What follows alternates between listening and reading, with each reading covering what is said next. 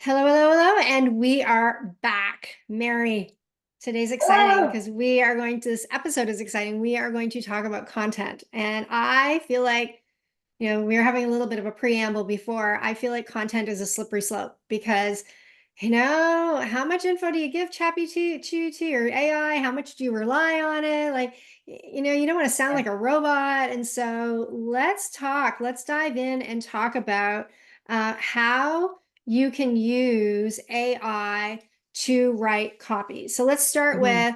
with maybe some, I don't know, fundamentals and values. Do we need AI to write it for me, or do we want AI to write starter copy? What are you doing? Phew, 100% we're in the starter copy realm. I would say the principle of, give AI a good brief, get a draft, and then you edit that draft. It will 100% get you faster to market with what you're doing, but the world does not need more, just you curating ChatGPT's content and putting it out into the world. That's not your voice. There's no added value there. If someone else could put the same search prompt into something and get the same result, that's a good filter for it's not worth creating. Um, and it's so easy. I mean, at least in my world, we create content for a living, right? It's so easy to see the things that don't have the person's voice and Hmm. perspective in it. And you know what? It almost has a negative impact on the brand perception. It's like, oh, this wasn't worth your time to spend some time on it. You just created something in ChatGPT and put it out into the world. How good is it and how much do you care about it? You know what I mean? Like, so Hmm. there is so starter copy 100%, and it's amazing. We started out as I would say a little bit content snobs, because here we are, we're people who believe in storytelling and the power of words to capture meaning and all of that. So we probably started out a little bit more skeptical than the average Joe, and now I'm a huge believer in helping it get us somewhere faster. And then Hmm. also, because you're doing the heavy lifting through ChatGPT, your part that you're adding is more valuable because you're spending more time on the thing that's more valuable, which is your perspective, not Hmm. aggregating the information that's out there on something. So, yeah, obviously, I feel strongly about this. I'm reminded of a time years ago when an author, a pretty famous author, who had hired a social media person to help them create blogs and post on social media, found out that this kid that they hired had been scraping content from other authors' websites. Oh, And gosh. so it turned out that this kid was basically Googling authors, going to their websites, copying their blog content, and then, creating that content word for word as though this other famous author had written it. And this went Boy. on for a period of time until somebody was like, hey, that's my content, and then started going down the rabbit hole and identified that this person had essentially plagiarized all kinds of content out there. And it was a big deal. And that person had to come out and they had to explain and they had to apologize and Mm-mm. they had to take things down. And there was a big lesson there that don't let your social media people run free and write all your copy and take over your thought leadership, because you could get yourself in trouble if you're not inspecting this stuff. And so it makes me think about ChatGPT or AI. I keep saying ChatGPT. Really, I mean AI. I don't even use ChatGPT myself. I use Claude AI, but I know, me um, either. We keep doing that, I know both of us. we keep giving ChatGPT credit, but neither one of us use it. Um, so it makes me think about content writing. So if you have six leadership experts and they all Mhm. say, give create a blog post for me on why you need to create good culture in the workplace. Well, you're probably going to get six answers that are exactly the same because you use the exact same prompt. And so you have to ask yourself, when you're creating that content, do you want to sound like a bunch of other people out there, or do you want it Mhm. to be unique? And the one thing that people don't always know is that anything generated through AI is not copyright protected. So if 20 people or Yeah. 2,000 people all have the exact same blog post out there because they all use the exact same prompt, Yeah. well, you're actually diminishing your own credibility because you are the same as so many other people. And as we all know, if you care about SEO, If you have duplicate content on the web, on multiple websites, and somebody searches for that content, Google doesn't know which website to serve up, so it's not going to serve up any. And so Yeah. it's important that I think you're using it as an idea starter and not necessarily to write everything for you, that there's enough of you that goes through it. The other thing that I think is important for people to know is there are tools out there, and I forget the name of it, but you can literally run copy through this tool and it will tell you what percentage of the copy was written by AI versus written by a person. Yeah. And so, I envision a world in the future where, now on social media, where you have like fact check markers on things that automatically tell you whether something is true or not. Well, I envision a world where people are going to post stuff on social media and it's going to actually have a marker that says this was AI generated. Yeah. And so you have to ask yourself, do you want to be an AI generated thought leader or do you want to be a thought leader? And if you want to be a real thought leader, then, you know, there's an expression a client of mine said to me years ago, which I loved, which is you can't get somebody else to do your push-ups for you. Hmm. Push-ups are hard. And it doesn't matter how much money you have, someone else can't do them for you. You have to do them yourself. And if you want to be an expert and a thought leader, you will never be a prolific writer if you're always relying on AI to write for you. So, do I think that you should use it for idea generation? Yes. But am I passionate about you writing and strengthening your own voice? Absolutely. I think that it is a 100%. risk. Not only do I think it diminishes your credibility, I think there is a risk associated with letting AI write too much for you. I agree. Amen, sister.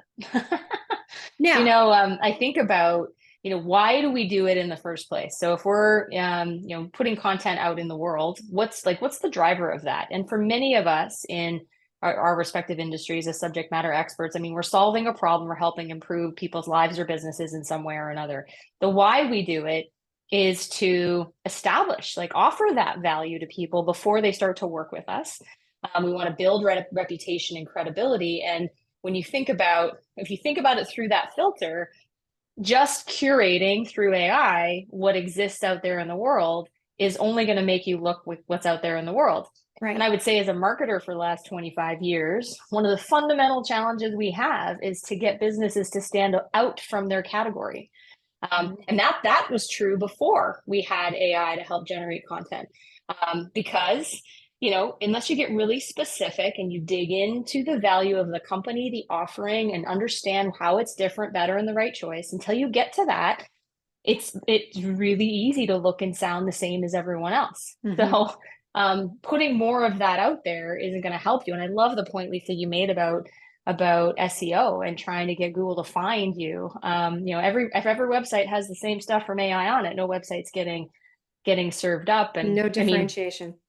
no differentiation. And the brand credibility piece, like, you know, so your ideas aren't good enough that you had to go get AI to generate something for you, or you don't care enough about me as a target audience to generate something yourself. Mhm. Like there is a real potential to detract, like not only for it not to help, but for it to detract from your brand as well. And 100%. yeah, yeah. I So think we all need to become a little bit more like Tony Robbins. And I mm, don't mean this in a disparaging way, but Tony Robbins is, I mean, he's famous, right? He's written tons of books. He's well regarded in the personal and professional development space. But his mm, books, there are no new ideas in Tony Robbins' no, books. no, He is literally synthesizing information from everyone else, but yeah, he synthesizes it through his own filter and his own lens. And if you don't believe me, buy a Tony Robbins book and go to the back of the book and look at all of the sources that he cites for where the work came from. So think about AI as a source. Don't think of it as the place. Don't like you wouldn't plagiarize content from someone else's website. Don't do the same thing with AI because it's AI. Think of it as mm, plagiarism. And even though it's not, but it's like the yeah, opposite, right? You're putting stuff out there that doesn't really have your mark on it if you're copying it verbatim using mhm. AI. And I think that's a risk that, too many people are looking for the easy button. Like AI is the Ozempic of writing. come on, people. Like, Oh, don't I be love afraid to it. put a little bit of work and effort into this stuff, right? Yeah. If you really Well, want the to get world good at needs something, do it. And the world needs the value you specifically have to offer. It doesn't 100%. need more information that's just already available out there. It needs Right. the value that you have to offer. And I think for a moment, it's hard for a lot of people to wrap their head around being content generation generators. So, we work with industrial businesses, technical businesses, complex businesses, and the reason I love it is I'm a bit of a nerd. I love to go in and learn about a business and what problem they solve and the technology and all that stuff. And I love simplifying that and helping get that story out there. So for all the people in the world, which I think it's a lot of people, like, we're talking about engineers and scientists and technical people and all of that. AI is a beautiful solution because it gets you somewhere. And then spend a bit of time trying to understand your own voice out there. What do you have to say about Hmm. something? So it's going to get you from white page to something. It's going to get you over that hump of I'm not a writer, I'm not a communicator. And we should all be using it for that reason. And then think about the conversations you have at the water cooler or over dinner or over lunch with colleagues. And the perspective that you offer in those conversations is the perspective you want to add to the content that you're putting out in the world. And if you spend a little bit of time, we on the last episode we talked about, Lisa had this great idea of having your AI, ChatGPT, Gemini, whatever, interview you for Hmm. understanding your voice and perspective. If you have a hard time kind of seeing that, go through that process. Ask me 20 questions about, me, my perspective in the world, all of that, to come up with what the voice looks like so that you can see it. And then you add that to your content. And once AI has interviewed you, then ask AI, what should I be writing about? And Yeah, let good one. it prescribe a list of ideas. So you are better to ask AI to give you 10 topics that you should write about and three sub bullets for the topic, and then go away and write yourself than Yeah. to ask AI to write it for you. Um, when you ask AI to write it for you, you actually diminish your own credibility and your own expertise. So use it to help you with starter copy. The other way that we've used AI that I have found helpful is sometimes we write like one pagers, sales pages, like, Mhm. the 8.5 by 11 pages that people give out at trade shows or during sales presentations and things like that. And I have had a copywriter write the sales page. And then I take the sales page and I put it into AI and I say, write this. Can you make this pithier? Or can you make this more persuasive? Or can you inject some humor into this? And Mhm. so then I'll have a couple of versions. And then what I'll do is I'll go to my client and I'll say, okay, here's version one that our copywriter wrote. Here's version two. I asked AI to do this. Here's version three. I asked AI to do this. And I'll give them each Mhm. of these different documents. And you know what ends up happening is they inevitably want version one, but they want to pull pieces from version two, three, and four into version one, That's which is cool. a beautiful thing because they're like, I really like this sentence. Can we move it here in this paragraph? And so Yeah. it's the marriage of some of the stuff that AI does with the work that you have already done that can help you take your own content and make it better. And in that Mhm. way, it's being started by a human being and it's being improved upon by AI versus just being solely created by AI. Love that. It's a great idea. No, when you were starting to tell that story, I was thinking about, we have writers, people who think in words on our team. I'm certainly one of them. And I'll go to write website copy as an example, and I'm always overwriting it because I think in words and I'm like, oh, we could add. And so I'm using AI to reduce. So, Mm-hmm. I write the thing and explain it perfectly. And then I ask AI, I want you to shorten it by 30%, but don't lose the meaning. Um, then I get a different result too, which is helpful because as writers or somebody not as a writer, but as a content generator or a thought leader, we get really close to our ideas and we think all of the things are equally important and they're not. Mm-hmm. So that's another way. That's another way to use it as, to Mm-hmm. refine the final product. Mm-hmm. The other thing that just made me think of in the world of we're trying to get across somewhat complex ideas. asking AI to help you come up with a metaphor. Metaphor or metaphors, similes, etc., are really good ways to help bring to life and make people understand something um, that they wouldn't otherwise. And so I've done this before. We have a client who's in the data management space, and they help companies take all of the data, which is in the billions, and layer it so they can make sense of it so that they can see their business clearly so that they can make better business decisions. There's a ton of businesses out there like Hmm. that, depending on the sector. But we were talking about what's it like in the world so that people can understand it. And the client said to me, well, it's kind of like, remember the Beverly Hillbillies and how they struck oil and the oil comes out of the ground. They have no idea how to capture it. Like they've got this like abundance of this amazing resource that's going to make them rich and famous and all that stuff. But they have no way to capture it. That's what it's like. And so he said that. And then we went into use AI to go, help me explain this metaphor so I don't have to use the Beverly Hillbillies because everybody's gonna know about it. And then also to give me the right terminology around striking oil and all of that. It was really a powerful experience. The Yeah. idea came from our client, and then we used ChatGPT or whatever, Gemini, to help refine the ideas so we could put it into content too. Lots of people out there, their businesses, you'll have a somewhat complex idea and you're like, there's nothing quite like it in the world. How do I describe it? It can be really Hmm. helpful. Yeah, that's totally Yeah. great. I love that. I Yeah. never would have thought to use it for metaphors. So we use it a lot for Yeah. writing website starter copy. And Okay. what I like about writing website starter copy is you can give it information and say, write a homepage and write it in the StoryBrand framework. And Hmm. it will actually write it for you and give you examples of things that you can consider. And then you can iterate and go on from there. I also like it for helping you to come up with headline examples, because I find that sometimes when you see a bunch of examples, then your brain starts to think of better examples. Yeah. Um, I've On that also, note, Mhm, I think this is something we have a proven story format, but I think the headline or the subject line and like the first body copy, first sentence of body copy is the most important thing mhm. that you write. It's the contract with your audience that says what comes after is going to be worth your time.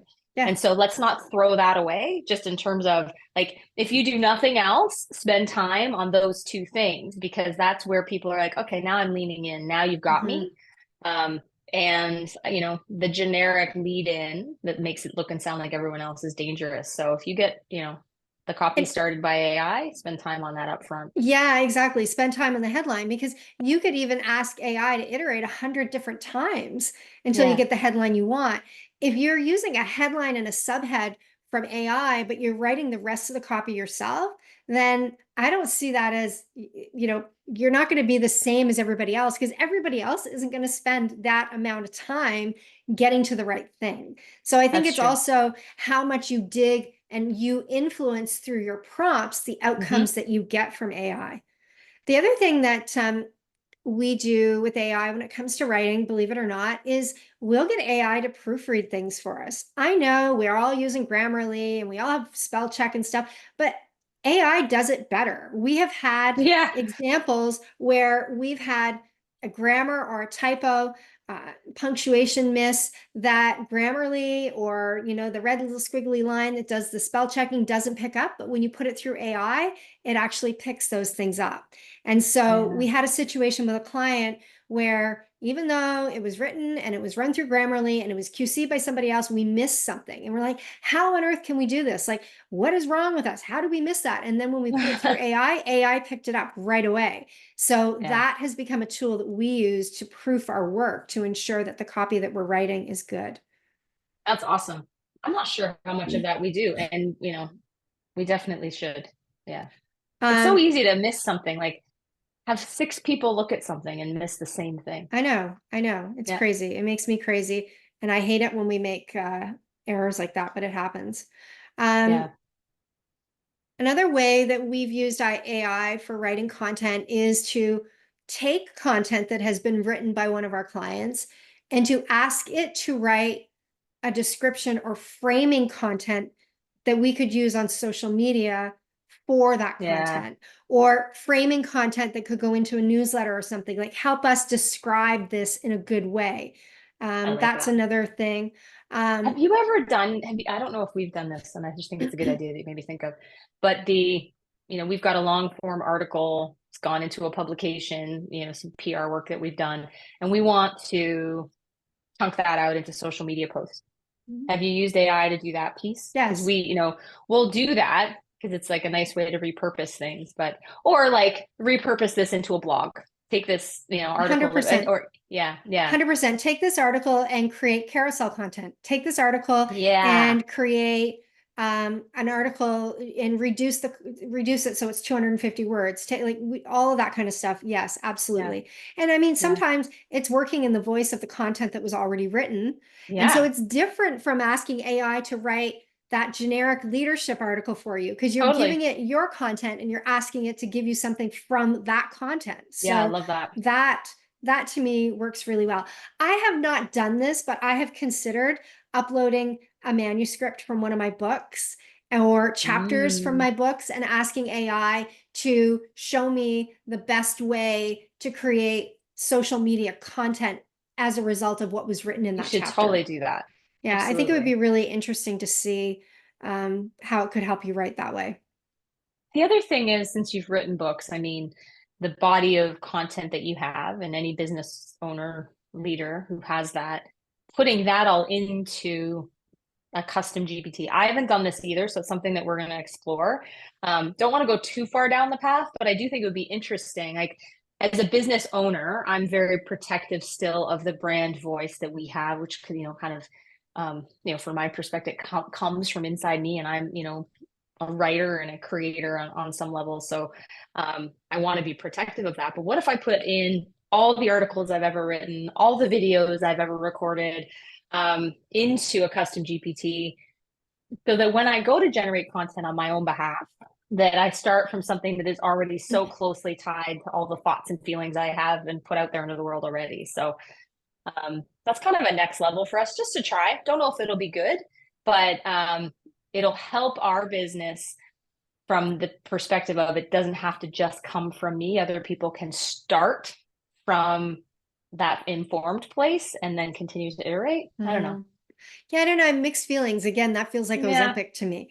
It feels like you're going to get soft, you're going to get lazy, and you're not going to Yeah. you're going to lose your edge because you're not practicing your craft. And, Yeah. for those of you listening, I'm joking about Ozempic because everybody knows about it. And like, there's millions of people taking it right I now love that. as Yep. a shortcut for weight loss. And I know that there are a lot of people that it's super helpful for in terms of helping them have a healthier lifestyle, et cetera. So I'm not judging, but what I'm basically saying is, you know, the problem with Ozempic, as I know it, and I'm not have not used it, I've read about it, is that as soon as you stop with the needle, if you haven't changed your dietary Yeah. habits, you're going to gain the weight back and maybe even more. Yeah. So I look at AI and I think, okay, well, if you rely on AI to write and you don't practice the art of writing, then you lose your edge. I think what makes you a good writer is writing every day or writing every week. It's not putting it in a can and letting something else write for you. And then a year later going, oh, I feel inspired to write again. You've lost I your agree with edge that then. totally. Like, yeah, I guess it depends on who you are. I mean, I love to write, and so I don't ever really want to give that away to anyone. Although I will say that we have a growing team and people want to create content for the business that is in the brand voice of the business, which, on some level starts with me.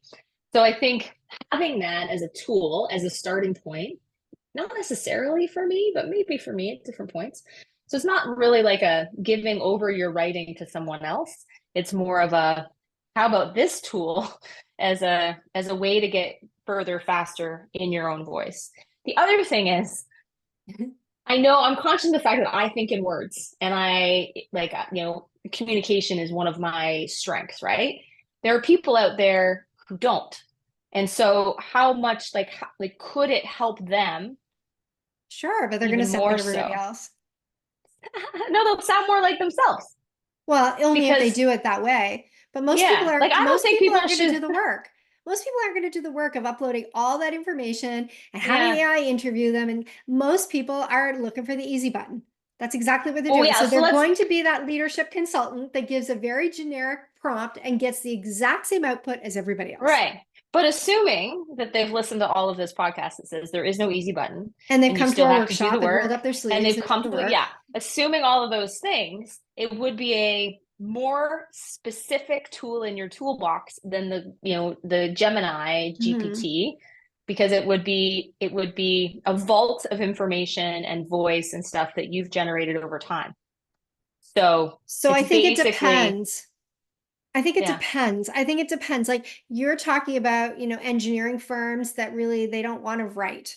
So maybe for people like that, it would work. But if you are a serious writer, if you're an Hmm. author and you consider yourself a thought leader, I don't know. I think it diminishes your credibility myself.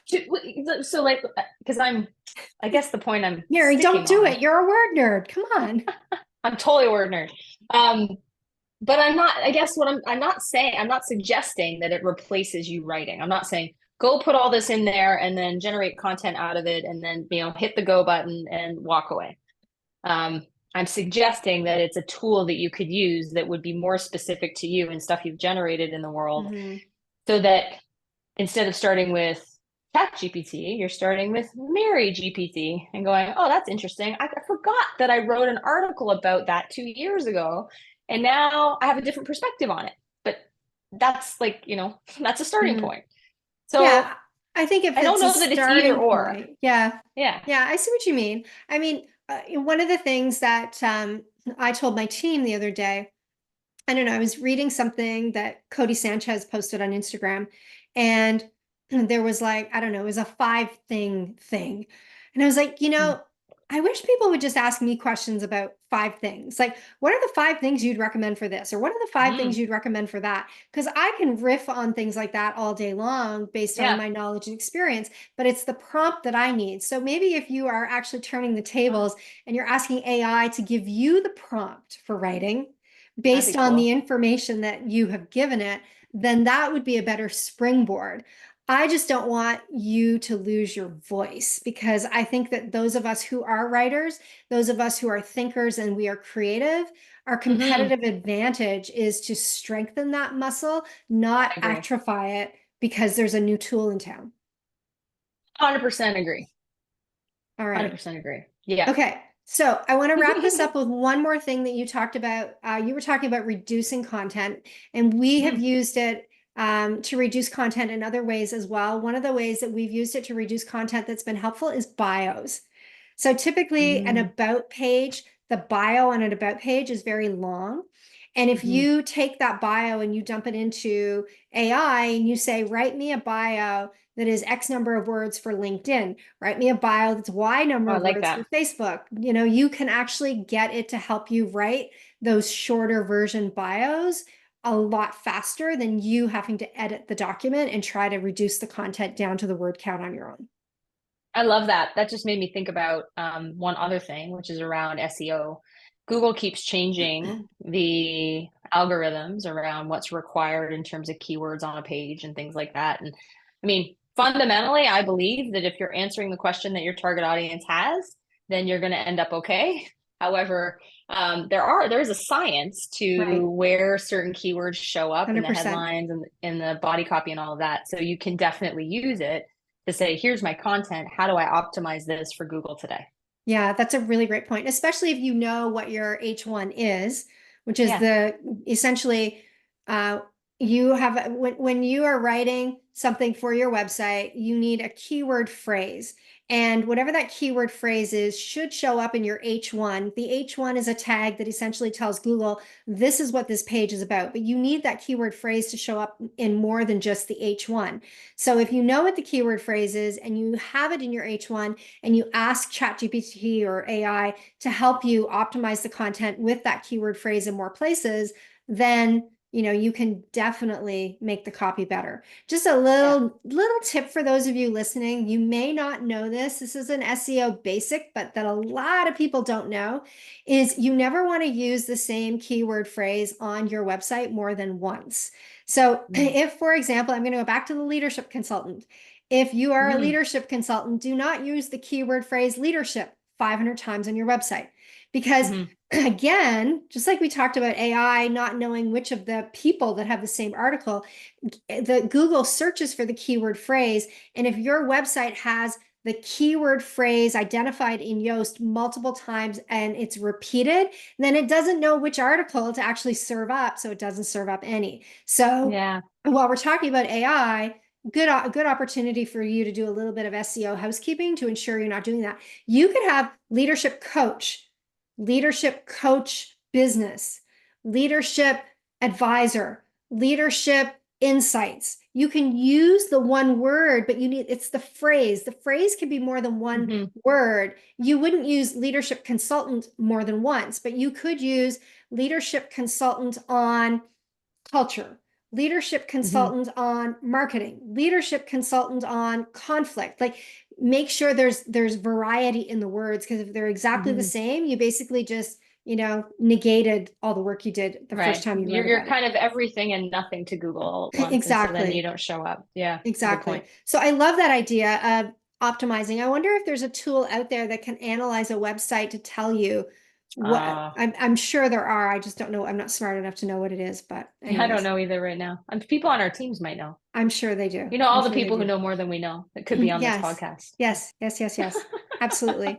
But hey, let's remember where this started. This started because you and I sat in a room with a couple hundred people and heard a couple dudes talk about AI, and they blew everybody's mind. And you and I were looking at each other going, damn, we're doing this and more. How come Yeah. we're not up there talking about AI?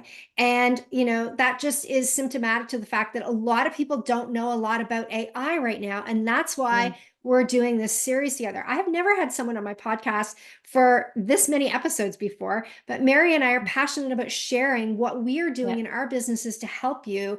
And we'd love to just like lock ourselves in a room with you for a day and show you how to roll up your sleeves and do this on your computer. So you've heard us talk about that on every episode. If you want to know more about that, email me, lisa@lisalarter.com, and we will send you the details. All right. Any final thoughts, Mary, before we wrap up? Yeah, AI is a tool. It doesn't replace you and your voice. That is the most value that you can bring to the world. So get your voice out there, use AI just to help you. Absolutely. Think of it Yeah. as an Oh wait, no, actually employee, the not final thought Google. should be the Ozempic comment. It should be. What did you say? Because that's a really good quotable quote. I don't remember. I'd have to go back. Oh It's my like, gosh, it was so good. yeah, but it's like, don't treat AI like the Ozempic for content creation. Right. You got to do the work. And if you Yeah. don't, you're going to lose your voice. And your voice is what makes you unique and distinct. So I think it's important that we don't undervalue the contribution that you can make. And writing Right. is hard. I know. I've written two books and they were both really, really hard. And I'm in the midst of writing my third book, and it's really hard. And I'd love to go to AI and just ask it to write for me, but I refuse to do that because it's through the hard work of writing myself that I become a better author. And Yeah. there's no substitute for doing that. Just like I can't get No. somebody to do my push-ups, even though I wish they could, because then I could get rid of my flabby arms because I'd have much, much stronger arms and a much stronger core. But I got to do that work myself too. That's right. I love it. All Thank right, you. This is everyone. fun. Thanks. Thanks for listening, and stick around because there is going to be at least one more episode. I just got to get my mouse to work here, where Mary and I come together to chat. We're going to talk a little bit about customer service and how you can use AI for customer service. And, we're also going to riff a little bit about what we think the impact of AI may be on businesses over the long term. So make sure you tune in for another episode with the Mary Lisa Show. All right. Have a great rest of your day, everyone. Bye for now.